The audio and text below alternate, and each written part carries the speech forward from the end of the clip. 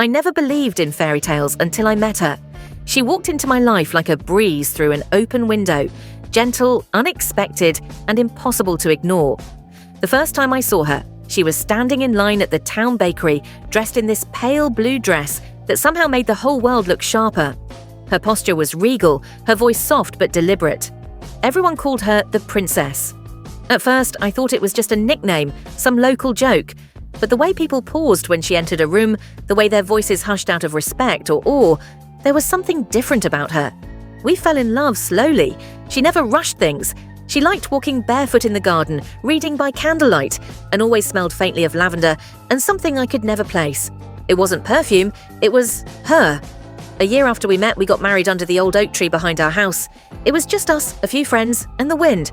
Life was perfect, except one thing. Every full moon, without fail, she would disappear. At first, I didn't question it. I was too in love. I thought maybe she just needed space. She told me not to worry, that it was a family tradition, something she couldn't explain but needed to do alone. She made me promise never to follow her, and I did, for a year. But I'm human, and curiosity is a slow rot. Each time she vanished, my mind spun darker webs. Was she sick? In danger? Seeing someone else? She always returned by sunrise, pale, drained, sometimes with dirt under her nails or twigs tangled in her hair. She'd crawl into bed beside me and sleep until noon, saying nothing. When I asked, she'd kiss my cheek and say, "Please don't ask, just love me." And I did. Until last night. It was the 6th full moon of the year.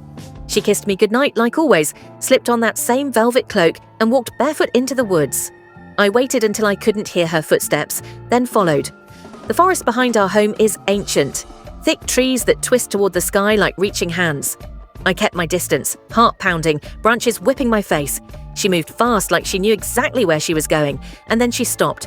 In a clearing I swear wasn't there before, there were others. At least a dozen, all robed in deep green and gold, standing in a perfect circle. In the center was a stone slab, covered in markings that pulsed faintly with a silver glow.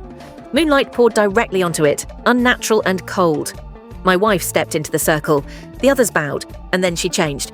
Not completely, she didn't grow fangs or wings or anything like that, but her eyes glowed silver. Her skin shimmered like moonlight on water. And when she spoke, it wasn't her voice, it was layered, ancient, like something speaking through her. They began to chant, low, rhythmic, almost musical. My bones vibrated with it. One of the robed figures, someone younger, stepped forward and knelt before her. She placed her hands on their head, and then they turned to ash. No fire, no sound, just ash that drifted up into the moonlight. The chanting stopped. Everyone turned to look at the trees. At me. I ran. I don't even remember how I got home. She came back just before dawn, like always. She was barefoot. Her cloak was clean, her face calm. But her eyes, they were wrong now, empty, like glass. She didn't say a word, just crawled into bed and faced the wall. I packed a bag that morning. I left without a sound and drove 2 towns over.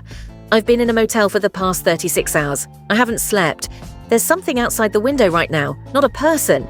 Just a shadow that doesn't move with the wind. I needed someone to know, anyone. She's not who she says she is. None of them are. And I think they let me live on purpose. I don't know what they want, but I think my wife, the woman I married, the one I loved, died a long time ago. Whatever's wearing her skin now isn't done with me.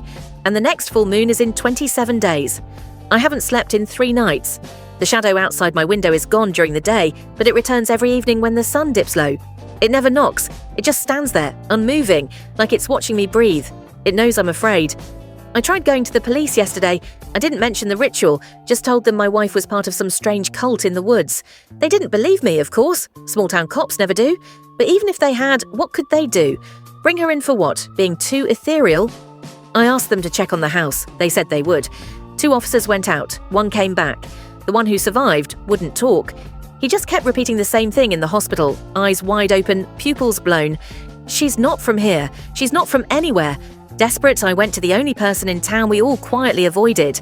Old Maver, the woman who lived near the wetlands. Some said she used to be a midwife. Others said she was a witch, maybe both. When I knocked on her door, she answered like she'd been expecting me. "You followed her," she said. Not a question. I nodded. She let me in without another word. Her house smelled like dried herbs and storm-soaked wood. She handed me a book wrapped in cloth, bound in leather so old it looked like skin. There was no title, just a symbol on the front, a crescent moon inside a serpent's mouth. Maeva told me it was called the Book of Returning, said it belonged to a secret order sworn to watch the moonbound, a race older than us, draped in stolen flesh and moonlight. They don't live among us to blend in. They live among us to choose.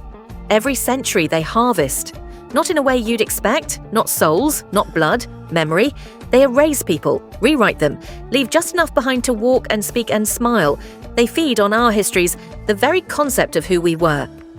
They eat the things that make you you, Maeva said, and then they wear you, like your wife. I asked her what I could do. She only said, "You were never supposed to follow her. The fact that you saw, that you remember, means they marked you for a purpose. Now you're in the story." That night, my wife came to the motel. Not knocking, not breaking in. I found her sitting in the chair by the window when I woke up, like she'd always been there. She looked like herself, dressed in one of my old hoodies. Hair damp from the rain, except her eyes.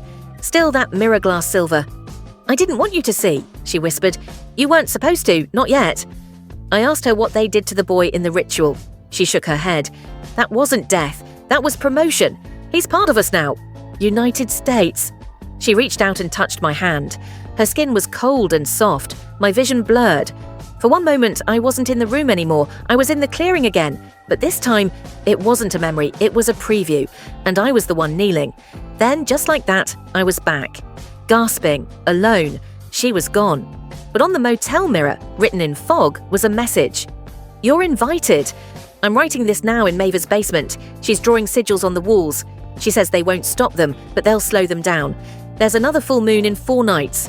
Maeva says I have a choice. 1. Run. But it won't matter. They always find the ones who remember. 2. Submit. Join them. Forget who I was. Become part of their story. 3rd fight. Use the book. But there's a cost. I'll have to burn a name from memory, someone I love, permanently. A memory for a weapon. That's how they're bound. I don't know what I'll choose yet, but I know one thing for certain. She's not done with me, and neither are they. Maeva wasn't lying. The book only opens if it knows you're ready to forget. Not just forget, erase entirely. You have to sacrifice a memory so deeply woven into your soul, the book will use it as payment to buy you a weapon, a ward, or knowledge they don't want you to have. She placed it in front of me and said, "Choose." At first, I thought I could give up something small, a birthday, a song, a place we kissed, but the book didn't react. Its pages stayed fused shut. Maeva looked at me, eyes full of grief. "It needs more." So I made the trade. I gave up the night I proposed to her. I don't remember how it happened anymore. I know it did, because we're married. But the feelings, the words, the look on her face, that pure joy, that light that filled my chest, it's gone, hollowed out. Like that moment never existed. But the book opened. And what it showed me, it's not a forest, not really. The place where she goes each full moon, it exists between places. It's called the orchard between worlds. That's what they call it in the book.